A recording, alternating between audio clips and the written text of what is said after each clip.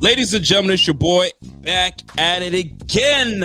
Tuesday evening. Y'all know what the time it is, man. Listen, we're, 2 weeks away from the NFL draft, and some folks are all the way in it, prepared, mock drafts galore, and some of us are just waiting to make sure that the team makes the proper picks, and then we'll do our due diligence afterwards to go and find out more information. You guys know how that rolls, right? You know what I mean? YouTube is going to be at its busiest because the team is going to draft a player. You have no idea who they are. And then what are you going to do? You're going to go on the old internet. You're going to go on the old Twitter, and you're about to find out who this player is, because there's a lot of guys that coach is going to draft. Brandon Beane's going to draft, and you'll be like, yo, who in the is that guy? And then you do your homework, and you're like, all right, I like him. I'll tell you right now, when he drafted Matt Milano, you guys know Milano, I was like, who that? When he drafted Bernard, I was like, who that? A lot of these cats, Christian Benford, who that? And these are the guys that are currently on the squad. Khalil Shakir. So, I mean, past 3 rounds, maybe 4, 5, 6, 7, forget about it, bro. Like, now they're just depth guys. That's why the guys that get paid, they do quite well. And Bean, he hits in the middle rounds. That's what he does, and we praise him for it. However, he doesn't always get the praise, because Brandon Beane has whiffed.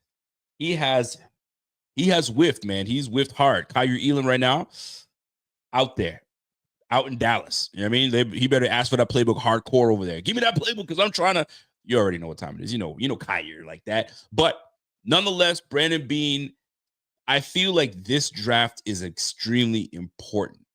This draft here is extremely important for Brandon Beane. Not because your job's on the line and you got to do it. Nah, bro. You got a franchise quarterback that you just paid. He's in his prime.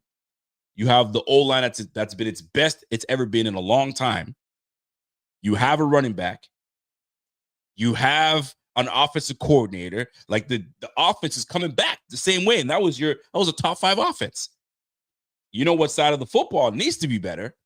It's the one that the head coach manages. It's the defense. And year after year after year, all we talk about is, why did Brandon Beane have to go and draft another lineman? Why did he double dip and go Russo and then jump in with, you already know what time it is, right? So guess what? It's not going to stop. I'm sorry. I think we all know it's not going to stop. We all have been asking, we need a big defensive tackle. We need a defensive edge to get after it. Well, he brings in Joey Bosa. Nobody's happy. Oh, he gets hurt all the time. Can he win? Can the brother win? We always on his ass. So this draft is important. This draft is very important. Shout out to my guy Bobby, always talking ish. Bobby comes in and says, is this the first season Rico doesn't want an RB in the first round? You're a fool. You are an absolute big fool. I will say this, though. Breece Hall could be had. And if there's some way where, you know what I mean, the universe was like, yo, James Cook is standing on his business and says, I don't want nothing to do with Buffalo, trade me. Shoot, I might even call the New York Jets and be like, yo, what's up with Breece Hall? What's up with Breece Hall? And y'all might be, yo, you tripping, man. Stop talking about James Cook like that. Hey, James Cook is doing all the talking, not me. You know what I mean? James Cook says, I won't get paid. The Bills are saying, I'm not paying you. The Jets, they're moving things around. So, I mean, shoot. If the shoe fits, I'm just saying. Anyway, I digress. Ladies and gentlemen, a nice little show for you guys today. We're obviously going to talk about the needs of the Buffalo Bills and the true needs that they really do have. Do they really need a defensive tackle? Do they really need an edge player? Do they really need a corner? Is Dane Jackson okay? Can't we just wait until the 2nd, 3rd, maybe 4th round? Maybe move some things around, then just get a guy that can really do the job? Or do we just go best player available? If the best player available by the time the Bills pick happens to be, I don't know, I'm throwing this out there, a receiver, does Brandon Beane pull the trigger? Is it necessary? Or does he trade down? Because that conversation is being had everywhere. Is Brandon Beane going to trade down? He's already got 10 picks, for crying out loud. Well, how many more picks do you want? I mean, most folks think it's necessary to move up in this draft. Question is, how far up do you move up, and what are you willing to give up? it's a whole lot of questions that we got to go through. So that's why I got a special guest with me that's going to help me as best he can. You know what I mean? He's busy. There's a lot of things he's got on his plate, but I really want to touch in and get into it. So, folks, do me a favor while you guys are in here. Do me a favor and smash that like while you guys are here. And I'm gonna get very shortly. I'm gonna get my guy into the chat and get going. Now, before I do get my boy in here, I gotta do a proper introduction. I gotta do my very best to do introductions for my guy. So, first and foremost, this individual we've known for years. It's not like we fly by night. We just met. Yo, we've been grinding up for a long time. And this man has grinded from the bottom, worked his way up to the point where he's getting gigs. You're getting people using his photos everywhere, all over the place. He's doing charity events. He's getting his name out there in Buffalo. And now he's working out. He's getting slim. He's getting sexy. I don't get it. But ladies and gentlemen, he will be able to explain everything to me and to y'all. Let me introduce my guy, Joe Kroom. Joe Kroom, Kroom Photos. What up, B? What's going on? I hope I did you justice. No, that was great. Yeah, I mean, like put me under a lot of pressure. I'm like, damn, listen, I hope I look good. Like, you look great, baby. You look great. And speaking of looking great, if you guys aren't familiar with my man's, do me a favor and follow my man Joe. I think he's at Croom Photos on all platforms, if I'm mistaken. Yeah. Croom Photos on all platforms. Do me a favor and do that. And let me make life easier for myself and himself. Let me see if I can have everything put in there. So, Joe, what's up, man? Welcome to the Rico Report. I mean, this is not new for you. You've been here before. We've done this dance quite often. So welcome, man. How you doing, bud? I'm good, bro. You gotta think, how long has it been? 6 years? 6 years since we've actually had this again? Listen, it's been too long. Let's put it this way. It's been way too long. Fair. And we out here, we back at it again, and we're getting to go we're gonna get it going. So first thing I want to start off with this is for those that aren't familiar with Joe Kroom, if you've seen a lot of his photos, the crisp photos that you guys have seen out there, and you guys are using those photos, a lot of those photos are coming from local talent in Joe Kroom. So we appreciate that. Number two, this brother is coming up the ranks, man. He went from just being a fan like us all and still a fan, and now being invited to take photos of players. I want to get into that right off the rip. How did you get your shot to get invited to taking photos with a lot of these players? I mean, Josh Allen included, Gabe Davis when Gabe Davis was here, like you name it. How'd you get in there, man? Because everybody's trying to get a piece of all that stuff. So how'd you do it? Yeah, I don't know. I mean, I guess I feel like the only thing I can think of is like my first interaction to where I'm like, okay, maybe this can go somewhere else. And that was with Jordan Poyer, because when I first started, doing photos, it was at training camp. And I'm like, I'm just taking pictures of everything I can and just, kind of figuring where it goes from there. And I'm talking, I dove in. I didn't even know who Jordan Poyer was. And this picture I took of Jordan was probably, I could say, like 300 yards away. And Jordan gets really dark during the summer. So, this is obviously my fault here. So I go on Instagram, I tag Tyrod Taylor. And I'm just like, yo, I'm like, Tyrod Taylor, last one off the field at practice. And then I get a DM. He's like, yo, I'm light skinned, bro. I don't want to talk about it, bro. But I'll have to explain. I have everything too, so I get a DM from Jordan Poyer, and I'm just like I never had a DM from anybody with a blue check in my life, so I'm already like, what the hell? What's going on here? And then he's like, yo, bro, dope photos, but just so you know that last photo is me. And I'm just like, damn, bro, this is so fucking embarrassing. Sorry if I can't swear. No, you good, you good. But I'm just like, I don't know how to get out of it, so I'm just like, damn, bro, my bad. Like, I'll make sure I make up for it tomorrow, but I'm still gonna tag Tyrod in at least 5 more pictures. Got to.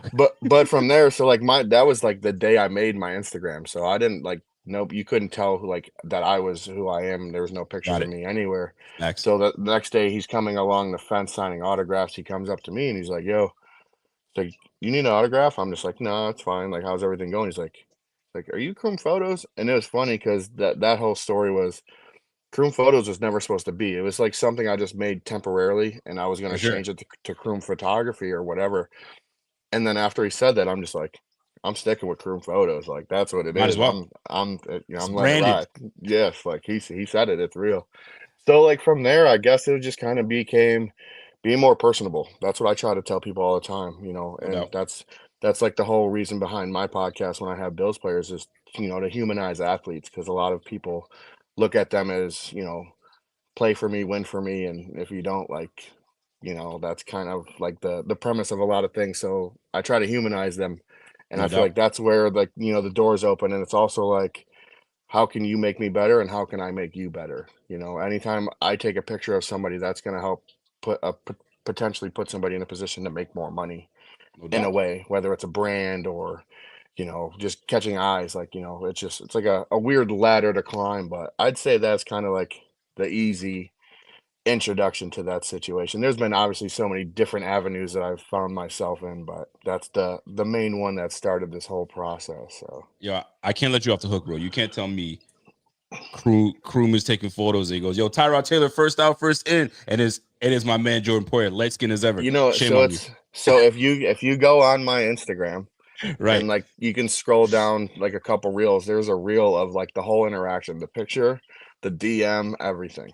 I bet we're gonna have to go through that for Yeah. real. So big shout out to you, man, because it's difficult to even like. I mean, obviously these guys are players, human first, players second, obviously. So the fact that you've made your way in, and then the interaction started coming along with all these other players, and now you're getting invited to come take photos. Your first, I don't want to call it a photo shoot, but your first opportunity that you got a chance to kind of hang out with the guys and take photos. Which one's your most memorable? See, I'll probably give two stories. So the first photo shoot that I've ever done, in the sense of like with an athlete, I had no idea what I was doing. I brought two cameras, and I don't even know why. I'm literally just hoping for the best. It was with Taiwan Jones, and Okay, luckily it worked out. But it was like one of those things where it's like, it was like, I also use that for motivation to try to explain it to a lot of people, because it's like, okay, if you're not confident in yourself, which maybe I wasn't, but I knew I was confident enough that whatever comes of it, I can make the best of it to, right. to learn from it regardless. So I'm just like, I'm good enough. I know enough to where I'm gonna, embrace this situation, because the situation as a whole, like, especially with me when I was younger at the time, it was like, No doubt. dude, I'm taking a photo shoot for a professional athlete. It's like nerve-wracking. Especially I never met him before. So it was just like super awkward. So I'm just like, you know what? Like, I'm just gonna act like I own the place and just kind of go from there. And What you do? that's what it ended up, working out in the long run. But the first thing where I was like, okay, I feel like I did a lot of like stuff with Dion at first, like when he got sponsored by like Essential D Doc. Water, like doing Yep. product stuff like that. Went out to Philly with him with like Jihad Ward. He had a football camp out there, did content out there. Uh, Dion flew me out for his birthday and did photo shoots for his birthday. Dion's a real one, Um, man. yeah, Dion's like a staple, Yeah. and it's crazy, like, because you see it too. Like, we kind of, well, like, that's when I kind of came into the game doing this, and Yep. Dion was been there the whole time, and watch Yep. how he's grown to be No. an athlete, and also like a superstar outside the game is pretty incredible. Nah, it is incredible. So now that you're in with this, you're in with the players. Now you got your own podcast. Hmm. So tell me more about the podcast that you're doing. Was it a tough one to start, or now that you kind of branched off, you kind of you networked a little bit, easy to jump in and just kind of get it cracking, or what? It was interesting to start because I can't stand hearing myself talk, and it's for you to It's think weird. being behind the camera, it would also Yeah. translate to being in front, and it's the complete opposite. Yeah. But I've been on like probably like 7 podcasts before I decided to do my own, and the feedback I got from like how I would speak and things like that really were like, you should do your own thing, you should do your own thing, and I figured, well, since I kind of have a platform of some sort, let me use the relationships and stuff that I've built and see where I can take the podcast. So I decided to start the podcast 2 years ago, and I've since then I've had the likes of, and every podcast I've ever done is in person. I don't do the virtual thing. So You like, and trying to throw I've shade? had You throwing shade at me, no, bro? no, because I I That's just I'd, you. I'd love to, but like, I just don't have like the setup and stuff. And also, like, if I had the setup and stuff, I'd want that to be reciprocated, because I'm a For sure.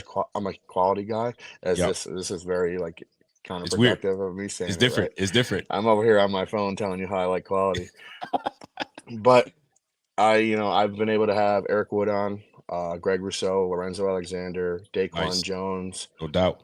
Um, It's so much better in person anyway. I would if I yeah, didn't live in Canada, bro, and I lived right in Buffalo, mm, fam, believe me, I'd be rounding them all up. But I mean, I'm all the way up in Nova Scotia, so I got to work Yeah. with the means that I got. But I love Yeah. that you have them face to face right in front of you, and you chop it up, and you can actually build real relationships when they're right in Mhm. front of you. Like that's the dope part about it. So yo, kudos to you, man. I like one of these days you're gonna have to jump on this virtual way, and I'm gonna have to hop on Yeah. virtually, and then Yeah. We'll have to do it up. I love that. Yeah. Love that about it. I need to get like the OBS and all that stuff set up. That's I'll all. See, I'll I set need you it. up. I'll hook you up. I'll hook you up, brother. I'll hook you up. All right. Because listen, man, we've been going through this for a minute now. So like, yo, we got to Mm, help each other out in this case. That's the way I for look at it. sure. So that being said, you're a staple in the community now. People are starting to know who you are. Now you get into the charity game. I need to get into this. Like first and foremost, I need y'all to know something real quick. If you guys are in the Buffalo area and you're not familiar with who Joe Kroom is, Kroom Photos, go ahead and follow Kroom Photos on all social media platforms and go ahead and get your content because you get great photos, podcast biz. I mean, he's getting into the fitness. One thing I got to ask you about this before we get into football talk and all that good stuff, right? This whole cold tub thing you're doing, I don't know how you were able to do that, breaking glass, getting in there mentally. What has it done for you? Did it change your lifestyle with some stuff, or just a gimmick like everybody else? I'm not calling you a gimmick, but like you see a lot of people just do it for the, you know what I mean, do it for the gram. Yeah. You actually went right through and you did for like I think a full year. So So hear me talk out, to me. right? So Yeah. So today's actually day 437 straight. Whew. So like the whole for the gram thing, I only documented 77 days of me doing Yeah, it. yeah, yeah, yeah, yeah, yeah. So what with that was I didn't know necessarily what I was getting into as far as like where the longevity of it's coming from, Yep. but I knew like my mental health was the main reason I started to do it. And then also it was just a perfect transition to a program I created for myself to lose Yep. weight, just for a recovery aspect. And, the things that came with it was like, joint help and Of course. the mental health was one thing that I didn't understand how it would help because you're like, how can me jumping into cold ass water help me up here? Because it just doesn't make sense. And in the beginning, so I tracked everything. So when I did it, I tracked my anxiety levels before I got in, when I woke up, how I felt, how my bones felt, Yep. my mood, and all that stuff. And my anxiety was, I used to get really bad anxiety before going in the cold plunge because it's like you're outside, it's snowing outside, you're breaking Right. ice, and you're like, Right. man, I'm about to go sit in cold water. Like, obviously, it doesn't make sense, right? So I would like kind of like panic internally, like knowing that my body's going to go into shock and it's already freezing outside. It was just, and then I learned like a lot of breathing techniques, and with the process, just continuing to do it every single day, that has Listen. improved. But like mentally, dude, I don't want to get too into depth where, I Yeah. was mentally, but I was probably like pretty close to rock bottom mentally. And I just Good was for like, you, man. what? I got to flip the switch. I'm like, I don't care what I need to do. And that was one avenue that I chose, and it works wonders. So would you say you took a good, I wouldn't say a 180, but like close to 180 where your mental everything is seems to kind of leveled out and kind of on the rise, would you say? Yeah, 100%. Good for you, man. Thousand percent. And I let Man. people actually come and do it as well. Like, so I've been a personal trainer for 9 years.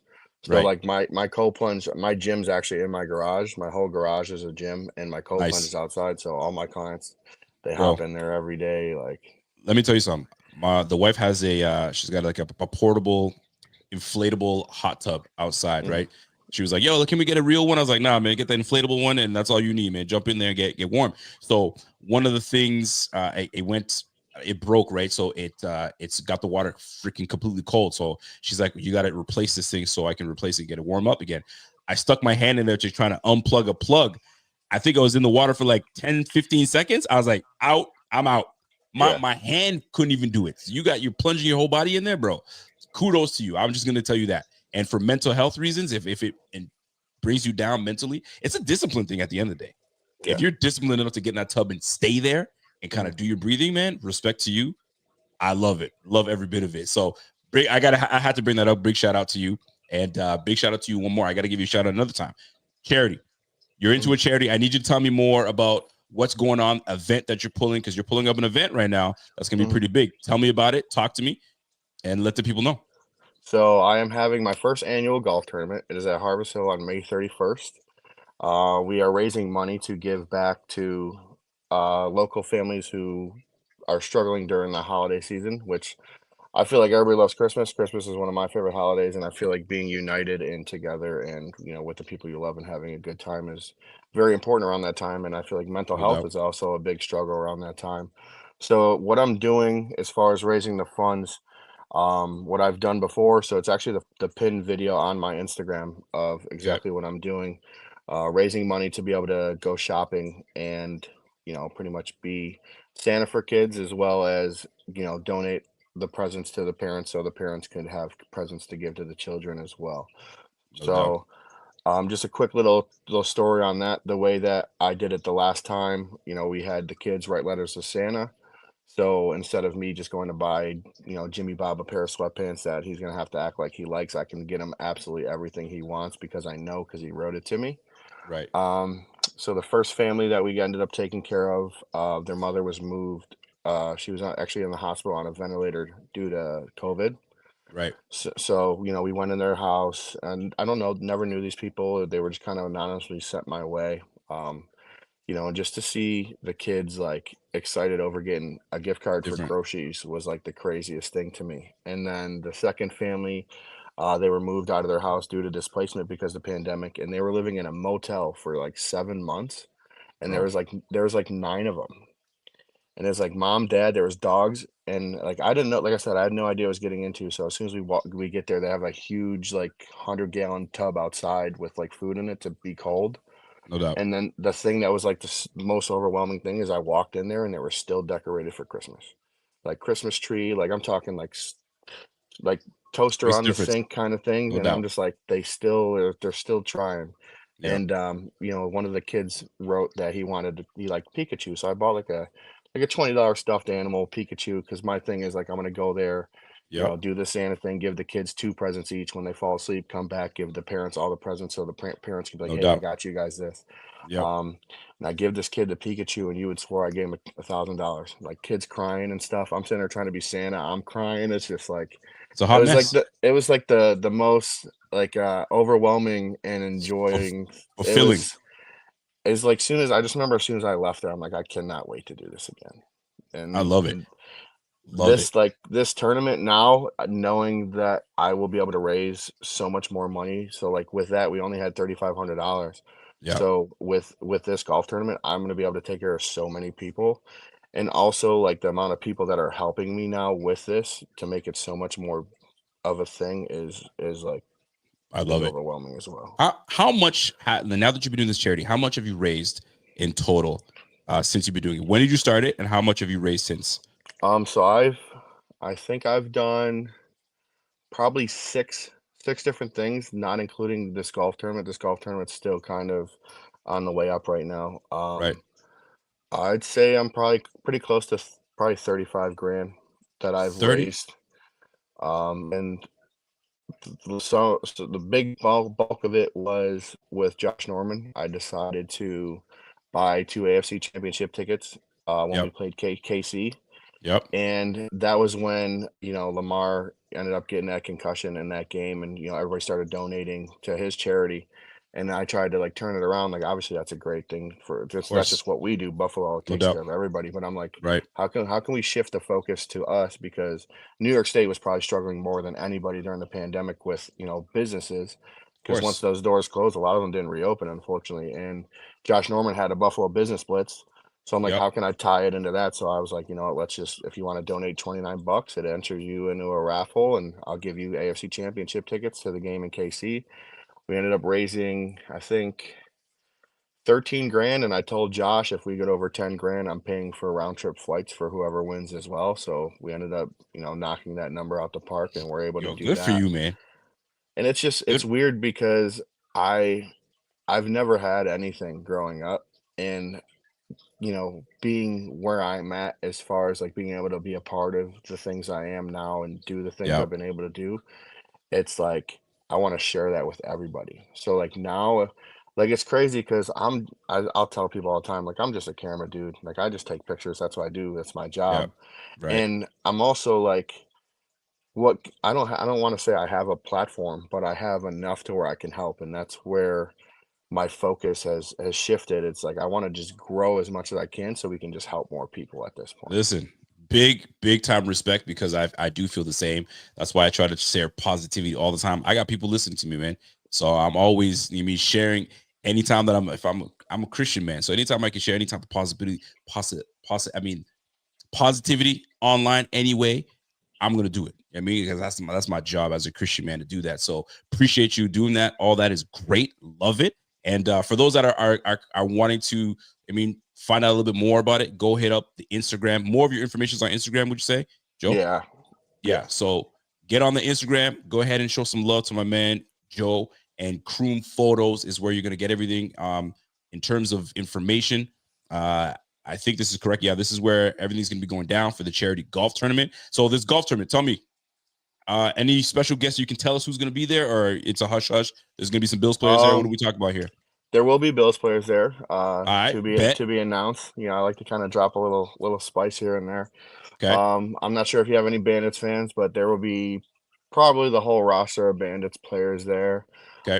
And hopefully, with the way that they've been playing, if they win the championship, that'll also be there as well.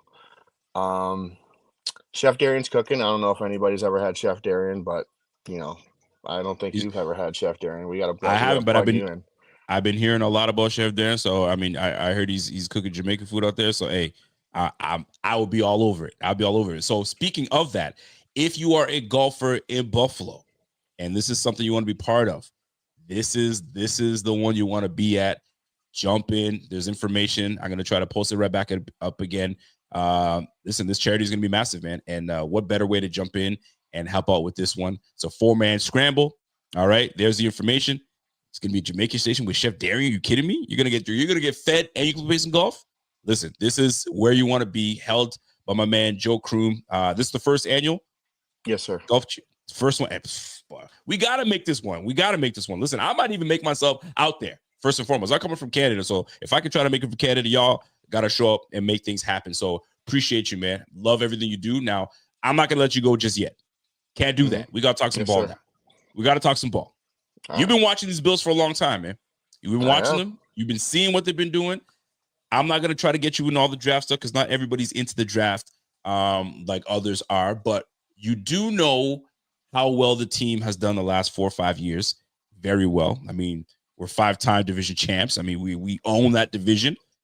Coach Vrabel's trying to, he's trying to shake things up over there in New England, trying to, say that, the goal is to win the division. Boy, you better pause. This is our division for now. You've done it with the Patriots for so damn long. Let us have it. Let us have it now. So that being said, looking at the Bills right now, if you were to look at this team and say, bro, this is where we need help. I don't need you to tell me a specific drafted player. Any position that you feel this is where we definitely could improve, should improve, based on the results from last year, how we ended up, certain games that we watched, you're like, man, if we were better in this department, bro, we'd be so much better. Is there anything that stands out to you when you watch these Bills? I'd say size on the defense. Size up front for sure. And I also kind of counted the Bills out last year just based off of the lack of, star players we had. Okay. And even at the beginning of the year? At the beginning of the year, counted them out? Well, just on paper. On paper. I just felt like we just didn't have who we did. And I was like, okay, well, maybe we'll figure it out. But it also just shows how dynamic Josh is. You can give Josh anybody, he'll make it work. And that's how I feel now going into this year. It's it's super easy to be confident on the offensive side. Now you just got to kind of fill the little void on the defense. There's no question about it. Size is of utmost importance. Now, size can go either or. You can go size on the defensive front. We could go size maybe at a receiver. Is Coleman enough? Keon Coleman enough? Do we want more size at the receiver position? Do we go size at corner? So if you are Brandon Beane, position-wise, are you going DT, defensive tackle right at the middle? You're a big boy. You know how it is. Or are you going corner? We just lost Rasul Douglas. Rasul Douglas is still a free agent. We could bring him back. I doubt they will. I know he was a staple in that locker room. They liked him. But, there's a point where you got to be like, we need to make a move, and this is where we need to get stronger. You said size. Size automatically brings me to the trenches, but maybe you want to go corner. Is there any way that you're leaning? No, I have to go DT. Just DT. because I feel like stopping the run is such an essential thing to winning games, especially once you see it year in, year out. Once we get exposed in the run game, it's just nonstop. And that's where I'm leaning towards. I'm leaning towards that, but then I can't ignore the cornerback room. So there's two positional needs that I think we should sit at and go from there. And my man Channing is saying he agrees with you. DT's got to be the route that we go. I'm with you. Now, let me back it up a little bit more. And I want to talk about the running back room and James Cook. I know you've been paying attention. I mean, I know you've been paying attention. James Cook is standing on business and he says, hey, I want to get paid 15 million. He watched every last one of his compadres get paid except for him. Do you pay him? Should Cook have paid? Should Cook have gotten paid? Or was Brandon Beane right to just listen? I'm gonna pause on you now. I'm gonna let you play out this year. You still got another year on your contract. We'll talk about it in the offseason. Or is the writing on the wall? He's out of here after next season. He's gone. What are your thoughts?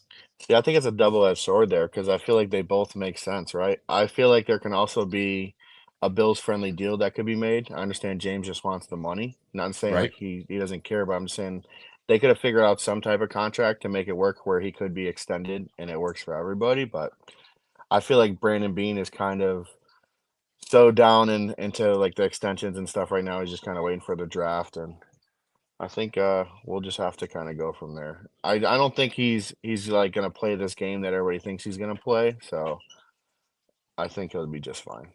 I think so too. You saw the news, man. Josh Allen got his MVP. We're happy about it. Some people felt he wasn't deserving of it. Joe Burrow was that dude. They're saying Lamar Jackson had a great season, all that stuff. I don't think it's a question. The MVP went to the right person, correct? Yeah or nay, or should have been a tighter, or there was no question. It should have been Josh. No question. There's no question. No, I like keep seeing all this chatter coming from everybody else talking everybody's about, worried. oh, this Everybody's guy's worried third. about stats, but it's stats. But like it was funny. They actually tried to interview in one of the Bills games. They interviewed me, and it's like everyone wants to look at stats, but just think about who Josh Allen is to his team, than who Lamar is to his team. That's my Simple as end of that. discussion. Yeah. Simple as that. Last one before you get out of here, brother. If you're going to give Brandon Beane a grade, the last 5 years as a GM, this does not include him drafting Josh Allen. The last 5, what would you grade him? See, this is tough because I was laughing It's at not you tough. early. No, because I was laughing at you earlier. Because Kyrie Elam's one of my best friends, so it's like, I can't really knock it. That's so funny to you to put me on the spot like this. I got to put you on the spot, bro. You said last 5 years. Last 5 years. And you're just grading Brandon on what he's done with this team because he's done some really good things and he's had some whiffs.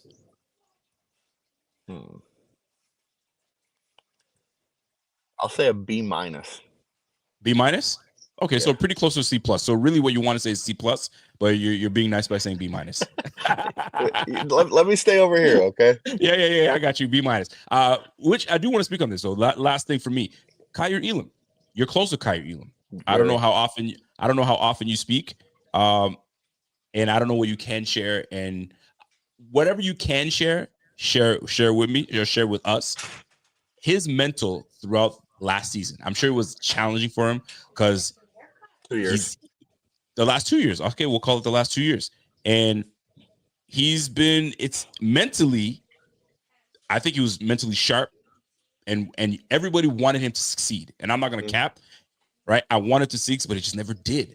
So what was his mental like? Did he just, I can't say did he give up? I don't want to say did he give up, but was there a point where he was like, yo, this is where I'm at, man. I'm just going to wait till I get out of here and just call it a day. See, there's some stuff we could talk about off here, but no doubt. The things that he always believed in is as long as I'm the best worker in the room, I'm gonna get my shot. Always whether he showed it on the field to perspective or whatever, he's always the hardest worker. And I'm not obviously sitting here just trying to like gas up my boy. I'm just being completely honest. That's with your man. You got to talk about it because I asked the same questions too. Like that's. Like, where's your head at? Like, if you're getting screwed over, you're getting screwed over. Like, obviously, that doesn't, you can't think that that's a positive state to be mentally. But, I'm happy that he has a different opportunity and, to prove to himself that, this is who he can be. So, I'm You know, gonna put you on the spot with this question. I'm I'm ready. gonna put you on the spot. You don't got to answer it, but if you do, bold. So, was there at any point, Laura, you need to stop. Laura's like, yo, Rico's trying to get the tea. You damn right I'm trying to get the tea. Was there any point where he was like, bro, I should be starting? I don't know what they messing with me, but I should be starting. I like Rasul, Absolutely. but I should be over Well, Rasul. see, like I would not say that. If he's not, Okay. he's not like trying to outshine it that way. You know, No. just knowing that he put the work in to be a starter, not saying like, oh, he worked harder than somebody else. He's never that kind of person. He's a team player guy No. through and through. Like he's not, you know, targeting to be better than anybody else. Just all he can do is be better for himself. And obviously, he's such a different type of player Yeah, no compared doubt. to, you know, obviously everybody else, and that's why it didn't work out. You know, and It also really, yeah, you can see the divide, you know, because he was a McDermott guy and not a Bean yeah. guy, and you can see it throughout the whole time. Ah, okay. I like that. A little nugget there. And BD, I mean, listen, as a GM, you got to look at it.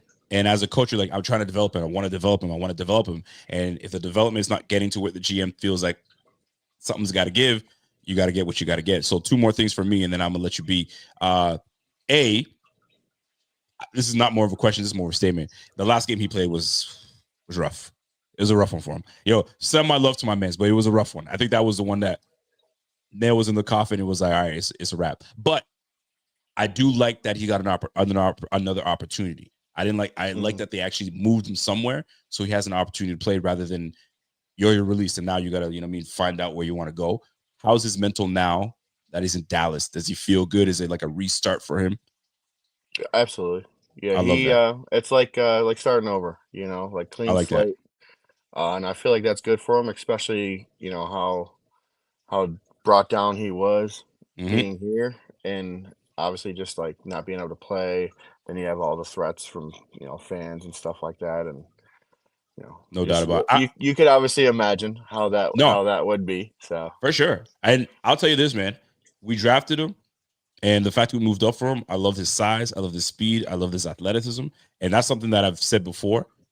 But fam, like I think we all wanted him to succeed and have an opportunity to really do because there were some moments he did great, and then some moments where we're like, inconsistencies. But I really hope and send him our love because I think that a lot of Bills fans want him to succeed and do well because he's such a good kid, man. He's such a good kid, man. So I hope he really does well in Dallas. And listen, man, if he turns out to be a nice starter across from Trayvon or becomes a nice nickel, I don't know what they're gonna do with him over there, but I hope he has a shot. And send him my love, man. There's nobody's hating on him. More so, like we hope that he gets a shot because the shot was obviously not gonna come here. And you made it clear, man. You have one side that's like, that's my guy, and one side's like, yo, it's the end of the road, man. What are we doing? What are we doing? And then it ultimately ends up in the GM's hands, and the GM had to do what he had to do. That's what it comes down to. I could have got that backwards though. I don't want to like I said it was a Sean Either guy. or, yeah. I just get it. That's just how it was. You could see it. But typically that's how it is. Sometimes the GM loves, or vice versa, the head coach loves a player, and it's just not working out. I mean, look at Miami right now. I'm sure Miami with Jalen and Ramsey, there were some people saying, I love this guy, give him a contract. And some guys are like, no, get rid of him. And it came to a head right now. So Jalen Ramsey's like, I want out. Or they said, you going out. I don't know what it is, but it's going to come down to that. But we do wish him the best. I mean, Laura even said it, man. Yeah, I do wish him success. Hopefully Dallas is a good fit. And I hope it is a good fit. So lastly for me, man, before you get out of here, I want you to plug everything that you need to plug right now so people understand where they can find your stuff, podcasts, all that stuff. If you got merch, photography, all that good stuff, the gym. If you're trying to get in fit and you live in Buffalo, my man's he's gonna whip you back into shape. He might get you getting the cold tub, but plug your stuff. Let people know where they can find you and all the things that Croom is part of. Facebook's just Joe Kroom. Instagram's Kroom Photos. X is Kroom Photos as well. X. I'm on YouTube. I believe my YouTube handle is Kroom Photos. My podcast is Kroom Talk. It's strictly just on YouTube. Sweet. Other than that, I appreciate you letting me come on to the sports platform and talking about me. I'm sorry to a lot of the viewers who were probably just trying to listen to ball, and I appreciate you guys sticking with it. So, yo, my man said that. Yo, he does look like a white Cam Hayward. Hey, I'll be who I need to be. Come on now. I like it. You do look Cam Hayward a little bit. You got a little Cam Hayward in you. Should I go down to One Bills Drive, see if they need some assistance? You might have to go to tanning bed a little bit, but then you can pass through it. You can Bro, I pass just through got it. back from Florida. I'm a little tan. Come on, now, There help you me go. out. Little bit. I will say this though, man. Don't ever, I mean, not that you're apologizing. Don't ever apologize. Like a platform like this, no matter how, who, where, if there's a message to be shared, the message is going to be shared on this platform. It doesn't always have to be about X and O's in football, man. If we talking, man, because there's a message that might reach somebody, right? Somewhere and be like, yo, I was going through that. Yo, cold tub? Man, let me try that cold tub. They wouldn't know that until they see someone that has done it. And you might even get a knock on the door and say, yo, man, I saw you on the Buffalo Fanatics, man. I want to check it out. You just never know. So never apologize for that. Don't show up to my house, please. Yeah, don't show up. Just show up to Croom. Show up somewhere. Find out where he's at, and then you guys can do what you got to do. But appreciate you very much, so man. We're gonna call you Cameron Hayward instead of Cam Hayward. I like that. That's fire. I might even throw Croom photos out. That's fire.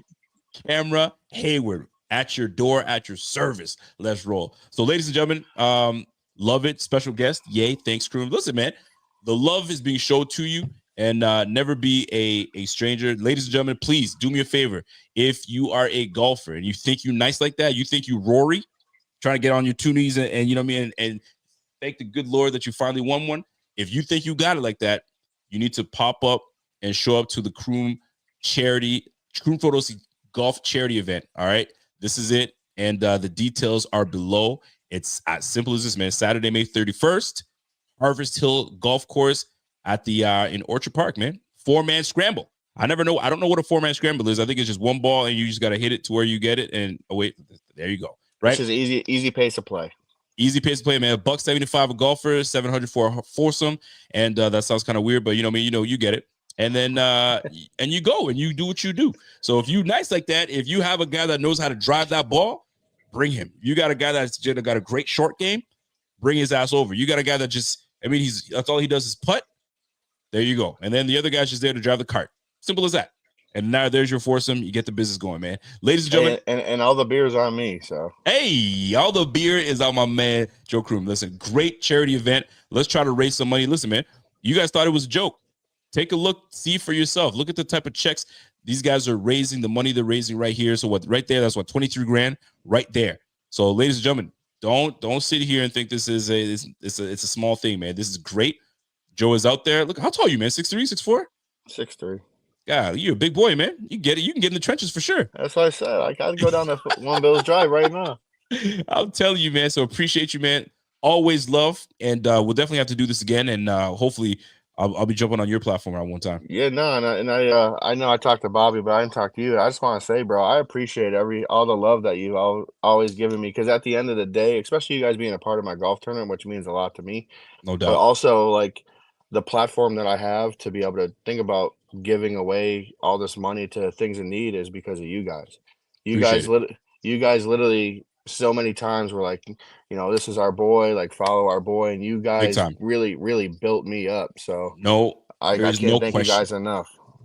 There's no question. We're always gonna big you up, man. Especially you're in Buffalo, man. And if you can affect change in Buffalo the way you're doing it right now, yo, all power to you. I mean, look at my man Carl Jones. That's my guy, and more people are following Carl Jones, not because of Buffalo Fanatics, but we sent a lot of the followers that we have to Carl, and Carl is doing his damn thing. So love it. Anytime we can show some love, man, we're always going to show some love, man. So appreciate you, my G, and we'll definitely keep in touch, man. All right, man. You guys all have a good night. Appreciate it, boys. That's my guy, Joe Kroom from Joe Kroom Photos. I say Joe Kroom Photos. It's really Kroom Photos. That's my guy, man. Yo, we've been rocking with Krooms for a minute now, and one thing I'll say, man, there's people that switch up on you because they got a little fame. I mean, they messing with the players and all that stuff, bro. He's as humble as they come. Always keeps it a buck. I remember one time he was like, "Yo, bro, if you come to Buffalo and you ain't got nowhere to stay, yo, come stay in my studio. I'm dead ass. Come sleep in my studio and you can do your thing." Good peoples. That's my guy, man. So salute to my man's Joe from Croom Photos. Go ahead and follow him, show some love, man. And if you're going to that golf tournament, listen, you might see us there. I might try to get Pierre out there, bring my man Bobby, get Bot out there. I don't know if Bot golfs or not, but we'll see if Bot can swing a club. Highly doubtful, but we'll see if he does. Or maybe he does. He might have a great short game. You know what I mean? We'll see how that plays out. So I got a few more. I mean, I got another 20 minutes that I can roll with y'all. So I want to jump into the Bills' needs. needs, wants. Where does it fit? What works out? What's the play for us? And I'm looking at our roster, and I'm looking at like, where do we the real question is, do we need anybody? Is there someone that stands out that we absolutely must have? Or is it just simply best player available? Best player available. And how does it work out? Will it work out for us? Where do we need to be? And I'm rocked, bro, because I'm like, every time I do my mock drafts, I keep seeing the same player available to us at 30. And I'm like, this is not possible. There's no way. And it's probably going to change up. And then now I'm going to be all effed up because now I got to roll with another. The good thing is the two positional needs that we have that are most important are looking right us in the face. And that's defensive tackle and cornerback. Cornerback is more the need because we lost Rasul Douglas. If you're looking at what we have at the cornerback position, we could be better, right? We could have a lot more at the position. My man Bills fan 7883 says, what players can make this roster? 2 defensive tackles, 2 cornerbacks. Oh, you're talking about in terms of the draft picks. The rest of the squad is going to be just a bunch of guys. I get it. Well, let me do this. Hold on. Let me take a look here. Cornerback 2. Think about how long we went not giving Trey White help. Absolutely. My man Channing Hill saying Trey Amos is the pick. You got to go Trey, right? You might listen. Just so you guys know, we've had communication with Trey Amos. We've had I think there's an official visit going for Maxwell Hairston. That's one of the players that the Bills have been tied to in this draft. And the closer we get to this draft, it's going to sound very much like it's repetitive. But this is the draft process. It becomes repetitive and things start to change. The days leading up to the draft, things start to get a little more real. All the smoke screen stuff was happening, and now things start to get a little bit more real, or people ramp up smoke screens. So I'm going to tell you right now, with Bleacher Report, I'm going to be part of a 32-man mock draft. So all content creators that represent their team are going to be doing a mock draft. And your boy officially becomes a GM. And right now there is a chat where teams right now are, hey, who needs to make a trade here? Who needs to make a trade there? I got mad people like, yo, Buffalo, you trying to trade up? You trying to do something? I was like, bro, listen, all I'm going to say is James Cook is available. I put it out there. James Cook is available. Who wants in, right? So we're going to see where this all plays out. So there's going to be a creators mock draft that I'll be part of with Bleacher Report. And that's going to be going up on Thursday. So if you want to find out how this is going to play out, go ahead and download the app, Bleacher Report app. Go ahead and download it for your mobile, and you can watch it right on there on stream. Your boy's picking at 30, and I got to make sure that, the right pick is being done. If I trade up, I got to figure out who I'm going to trade up with. I got to start making some phone calls. So if you guys want to be a part of that, I think it's going to be fun. Show your boys some support. Come out and see me, Bleacher Report app. If you haven't followed me on Bleacher Report, Rico_BF, follow me there, and you'll be able to see and track everything that goes down. Now, let's get back to the needs, where the Bills need to be. And I got to do a quick mock. You know me, guys. I'm in the mock business now. I'm in the mock business. And this is the time for us to jump in there and get these mocks going. So let me set myself up for the mock and get that mock simulator going. And we're gonna do a 3-round mock just to keep it gully, and I'll make it a fast one. 3-round mock. Let me is loading right now, so I'm gonna get it started in just a little bit. But this is where it becomes tough because you're like, where do you go? Yo, what up, Cardinal? Hey, Cardero, I see you, brother. What's going on, fam? My man said Hampton at 30, trade Cook for a third. That's best case scenario. In my opinion, Josh Allen needs a Barkley more than a Chase. Changed my mind. 3 down bell cow. I kind of like Bills fan 783. I like the way you think, brother. But there's no way I'm drafting a running back at 30. Stop. Just stop it right now. I understand it. Draft him at 30, and then you can get, you pick up a 3rd rounder, but can't do it. Can't do it, kid. I can't do it. Can't do it. Can't do it. But I like where you're thinking. I like where your mind is at. Here's the deal. Let me set my draft up, and then we're going to get a crack in here. But I'm thinking you go corner, you have a better chance of picking up a solid defensive tackle. I'll tell you right now, Tyleik Williams is someone that the Bills have offered visits to. Okay. Tyleik Williams has been offered a visit to. Ty Robinson out of Nebraska. That's something the Bills that have been tied to and have conversation with. Omar Norman Lott is somebody the Bills have talked to as well. TJ Sanders, right, out of South Carolina. That's another defensive tackle that the Bills are affiliated and associated to. So I mean, you got to keep that up. What I'm looking for out of a defensive tackle, honestly, is give me something in the middle, give me power, give me pressure. Those are the two things. I need PP, all right? Power and pressure. Give me the power to push the pocket, power to hold your own, hold your point of contact. Don't move, but don't budge, right? You need that power. I can't have you get moved off the block, and all of a sudden, everything's in disarray. And next, I want pressure. I want you to be able to get to the quarterback when you know that it's an obvious down to get after the quarterback. I need that pressure. I don't need a guy that's slow to get off the block, you know what I mean, that has no motor. I need all of that. So that's where it's crucial for these Bills to really come in and do their job. Defensive tackle seems to be the route that we need to go. But then I'm like, once round one goes, a lot of the top corners are gone, and early second round corners are gone. So now you're sitting here at depth corners. But who am I to talk ish? Because the very corner that just got paid is one of the better corners in this game is Christian Benford. And Christian Benford is one of the better corners in the game that got drafted in the 6th round. So who am I to talk about, oh, well, once you get past this position, they're gone? All I've seen from Brandon Beane and McDermott is how well they develop corners. Let's keep it all the way 100 here. How well they develop corners. You had Dane Jackson, that was his 7th round draft pick, and he was able to start for these Bills. You had an undrafted guy, and Levi Wallace was able to start for these Bills, right? Trey White was one of our better corners that got in, got hurt, came back, started to kind of get his bearings right, then got hurt again. It's like they develop corners very well. It's like DB University over in Buffalo. Like, you got a coach that coaches the DBs extremely well, and they don't falter. Sometimes you can go without having to go with a top-notch corner, but maybe you do need a top-notch corner. We keep going with these later round picks that end up leaving the squad, except for Christian Benford has made himself a contract, right?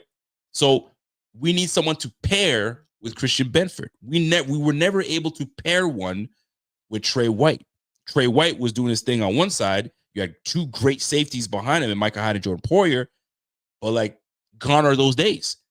Poyer's gone, Hyde is gone, Trey's gone. So we really gotta try to find the 2-man team that can hold it down. Pure example, let's take a look at the Philadelphia Eagles. The Eagles went ahead and got Cooper DeJean, you know what I'm saying?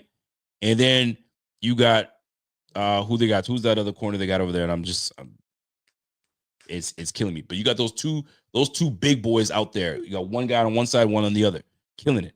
The two rooks. And you saw when you got two rookies holding it down, it allows a 4-man pressure to get after it. Quarterback's like, oh, I can't go there, I can't go here, and here comes these guys. So sometimes maybe it is the cornerback that you got to go after, and then you can get after it. Now, it's not like we are lacking on the defensive side of the ball. AJ Epinesa, Greg Rousseau, Javon Solomon, Joey Bosa. There's your 4 that you have right there. Ed Oliver, Dwayne Carter. You got Daquan Jones, right? There's your 7. Then you got Ogunjobi. You got Michael Hoyt. Okay, there's your 8 defensive linemen right there. Do we add a 9th? Are we adding a 9th? So those are the things that stand out to me. And you're just sitting here going like, where do we go? What do we do? Right?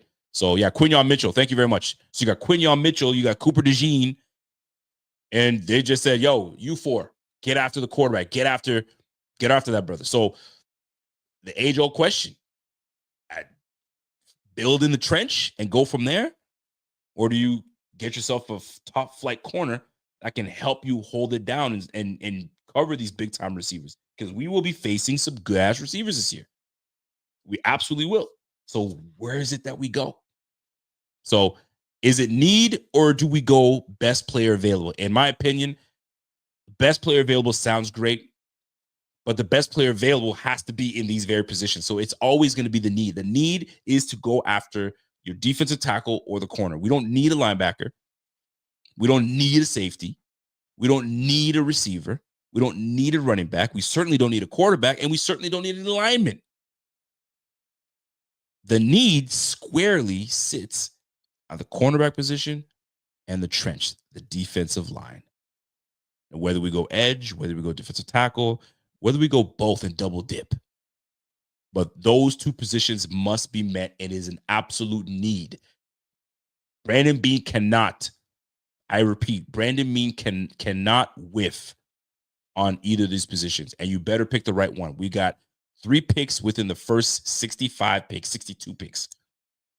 3 picks within 62, right? We got to be able to hold it down. We got to be able to hold it down. So what I'm going to do is I'm going to do a little 3 mock draft. The first ever 3 mock draft that I did with y'all clowned me out of the room, and I deserved it. I deserved it. I deserved every bit of it, right? Not this time. I'm not going to let you guys clown me. So let me share my screen real quick. Where we at? Boom. Let I share the screen. There we are. Boom, boom, boom. Can you guys see the screen? Let me bring myself back here. Let me bring that up. Bang. Here we are. So we got picks 30, 56, 62, then 109. What I love about this draft, ladies and gentlemen, is how close they are, right? I know this is a decent little gap that we got here, okay? But small gap. Not a massive gap, but a decent little gap here. 109, then 132, and then there's the biggest gap here. And then you got 169, 170, 173, 177. This little cluster right here, this will be fun to see what the Bills do. Do they package some picks up to move around? I don't know. I have no idea, but we'll see. But this is going to be fascinating. It's going to be fun. So without further ado, let me shut my black ass up and get right into it. So let's pause it real quick. See what we got. Cam Ward, gone. Travis Hunter, gone. Will Campbell, gone to the Giants, whatever. Mason Graham, gone. Ashton Jeanty to the Jaguars. Okay, I can't see that happening, but you never know these days. Jahdae Barron to the Raiders. Now, you've got Jalen Ramsey that is absolutely available, and I wouldn't be surprised if the Raiders start, talking about, hey, can we bring that brother here and see if we can work a deal out and give them a late round pick? Yes, I know he's 29, going to be 30, but he's still got a lot of juice left in him. So we'll see how that plays out. Abdul Carter to the Jets. Golly, I would hate to see that. Tyler Warren. And then let's keep going. Shedeur Sanders, not even taken yet. All right. So this is where it gets interesting. I'm looking at corners and defensive tackles that have been taken. And right now, Jahdae Barron, was a second off the board. After that, it goes to Will Johnson at 13, which makes sense if they're going to move on from Jalen Ramsey. Okay. And right now, we still got a lot of corners left on the board. All right. So I'm going to stop it right here. Where we at? Kenneth Grant, gone. Kind of knew that was going to happen. All right. Cornerback. Remember, look at that. Shedeur Sanders to the Pittsburgh Steelers. I would love to see this move happen, by the way. If Shedeur can make it to 21 and get to the Steelers, I would love it. That's why they're holding out and not bringing Aaron Rodgers in. They're not going to, unless they want to make sure they get Shedeur and then they bring in Aaron Rodgers. So that way Shedeur can sit behind Aaron Rodgers and go from there. We'll see how that plays out. Defensive tackle, gone. There's your tackle gone. So here, look at, we've got a lot of opportunity to double back. Here we go. Look at this. This is looking good for the Bills right now. Ladies and gentlemen, look at this. Look at this. Look at this. Would you look at that? All right. So I'm going to look at, exactly where I'm going with this, fellas. You know exactly. And ladies, you guys know where I'm going with defensive interior, and I'm going with my cornerback room. Here's what's available. Amos is available. Morrison available. Tyleek Williams available. Derek Harmon available. Maxwell Hairston. So this is where, and we got trade offers. So obviously I didn't punch in my my settings here to get that trade offer. So that doesn't matter right now at this point. So I'm not even going to bother looking at it.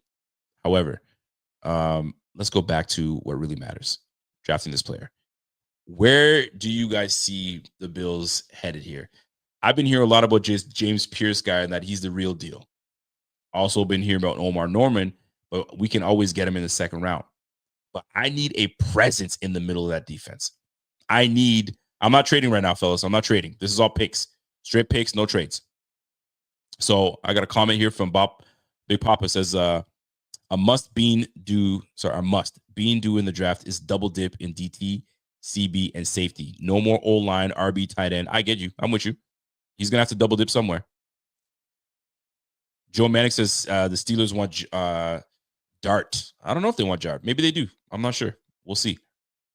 So Z-Type is saying Harmon, Morrison, Revel in that order. J-Tech is saying trade down. We're not trading down. We got to pick. We're going to pick. No trades. We got to pick. So Channing Hill says, Rico, how can I send you my mock drafts other than social media? Send it to me. Send it to my email, man. Send it to me my email, ronrico9@gmail.com. ronrico9@gmail.com. Send it to me there, brother. Appreciate you, Channing. And Channing, I'm going to hit you up because if you're going to be joining us, we want you on the panel again, brother. So let's talk. Maurice Anderson says, does Bean go D-line early and secondary in the midst? This is where we are now, my friend. This is where we are now. By the way, Cardero Linder, what up, Car? He goes, any Vince Warfork or Vedavate type players in this draft? I think we need to shake things up and get a bulldozer DT. That can't be moved. I'm with you. Question is, who is he? So let me tell you something. I've been paying attention to this player right here, Derek Harmon. I don't know why. I keep seeing him available, and this type of player I feel would be fantastic. And right now, it's not letting me look at his. Let me see if I can. Why are they hating? They always want you to pay for stuff, and I already have it, but I didn't even put my. It's not a big deal. 6'5", 310. All right, that's a big boy. He's still strong. He's still lean, but strong, right? Harmon just has one year of notable production, but that season showcased a player with a high football IQ, which I love. And he can be effective 3-technique defensive lineman for an even front. Here's the thing. We already have a 3-tech. I don't want another 3-technique type player. So where I'm sitting here is looking for a big boy that can plug. But Harmon is patient. He is a run defender first and get after the quarterback when need be. I like him in this 30 spot. But then how do you ignore a James Pierce Jr.? That is a bona fide animal that gets after the quarterback. 6'5", 240, right? Quick first step. But then you have Joey Bosa. You got Javon Solomon. You got Greg Rousseau. So now it's a rotational piece. So like, I know you got to get a player that can be healthy, and you don't know what you're going to get with Joey Bosa. So this is where it's tough. I'm not ready to go for an Omar Norman lot yet. I think it's too soon to get after a player like that. Too soon. Trey Amos is right there. And if Brandon Beane and McDermott are looking for, let me try to connect the dots here with something. You saw the deal that they did with Christian Benford. Christian Benford, hold on, my man said, yo, why are we sleeping hard on Carter and Solomon? I certainly am not. You hear me keep saying Javon Solomon. Javon Solomon is the real deal. Just give him more time and he'll be nice like that. He's a little undersized, though. He's a little undersized, but he will be nice. I promise you that. But here's the deal. Before I get to Trey Amos, okay? The deal that Christian Benford got, if you go back and look at my tweets, I was saying, you know what? The type of deal they're going to give Christian Benford is the deal that they gave Trey White when Trey White was healthy and he got his second deal. And it was like around 17.5 mil. At the time was one of the highest paid corners in the game. And then you know how the game goes. I think they're trying to really bring back what they had in Trey, which is a player that can play man-to-man, a player that can also play zone. And I think they get that with Trey Amos. They bring back Trey. Now you have Christian Benford with pretty much the clone of Tre'Davious White. But I think that Trey Amos might be a better pro right off the rip to begin with. You never know. But I mean, Trey White started his career great, by the way, and he was picked at pick 27. So Trey Amos might be a great pick at 30. But how do you ignore Derek Harmon right here? So, folks, corner or DT, knowing what is left on that list, you see it. I'm showing it to you. Knowing what is left on the list, do you go with a corner or do you go with DT? And you're right about that. Dwayne Carter is not a huge boy. A nice depth piece. I mean, they call him they call him the general. I think that what they named him, or the Duke. I mean, he's the Duke. He was the guy that that led his squad when he played at Kansas or Kentucky, one of the two. To me, look at you got J-Tech saying get the corner. You got Stacey King saying defensive tackle. Channing Hill's telling you defensive tackle. This is where Brandon Beane is going to have a tough spot. Now, here's the deal. Defensive tackle J-Tech is saying is deep. There are far more players you can name at the defensive tackle position that definitely can get the job done in large. Cornerback, there's not many great ones out there, but we said the same thing not too long ago, and you had a first-round draft pick in Kyrie Elam, and then you find a sixth rounder in Christian Benford. This is why developmental players are great, because you can find them. So with that being said, this is why the question in the chat is need, or do you go best player available? And in this case, is James Pierce the best player available when looking at this list? That's what it comes down to. So before I jump into it, talk to me. Discuss amongst yourselves in the chat and make a case for whichever one I'm going to grab here. My man Esam says, yo, did we forget how we sucked for 18 years and head coach got the Bills in the playoffs before Josh Allen was drafted? Yes, I don't think anybody forgot about that, brother. I don't think anybody forgot. My man said, yo, get the guy from Florida. My man says Chevelle Rebel is the pick and DT from KY late in the second. Okay, J-Tech, I see you, brother. We need a defensive tackle at least between 370 and 400. Golly, what you want, bro? 370. Golly, that's a big boy. Dwayne Carter, he went to Duke. Excuse me. He went to Duke, and they call him the Duke. You're right. Thank you very much. I knew it was a blue team. I thought was it Kentucky? Was it Kansas? I knew it was a team that was blue. So Big Papa saying best player available. Pierce might be shitty to women, but he might. I'm not sure of his. I'm not even sure of his background. So we'll say it. My man Dante said, "Yo, we need a space eater. It's Amos or Harmon, and that's where I'm leaning. I'm leaning towards that. So in this case, that's why I'm not the GM, but I have to make a decision come Thursday when I'm at the Bleacher Report doing my mock draft as the GM. So I gotta start figuring things out now. So what I'm gonna do now is this. James Pierce might be better off somewhere else. I look at what we have on the edge, and they don't play guys 60, 75% of the time. It's constant rotation.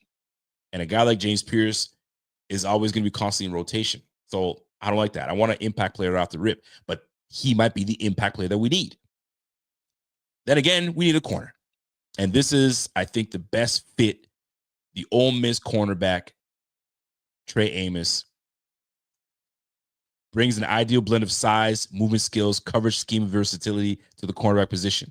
While explosive and speed aren't anything special, 2024 film shows he's a CB2 floor in the NFL with the potential to be cornerback one. Isn't that what we want? Isn't that what we want, folks? Ideal size, better than the 50th percentile in numbers and height and weight. He can play off-zone coverage. He's a ball hawk. He can play corner. He can Billy man-to-man. Shoot. You know what? I'm going my gut here. Trey Amos. The Bills get their corner. All right? Let me pause it right here. Boom. We pause it. Trey Amos goes to the Bills. Derek Harmon right after to the Kansas City Chiefs.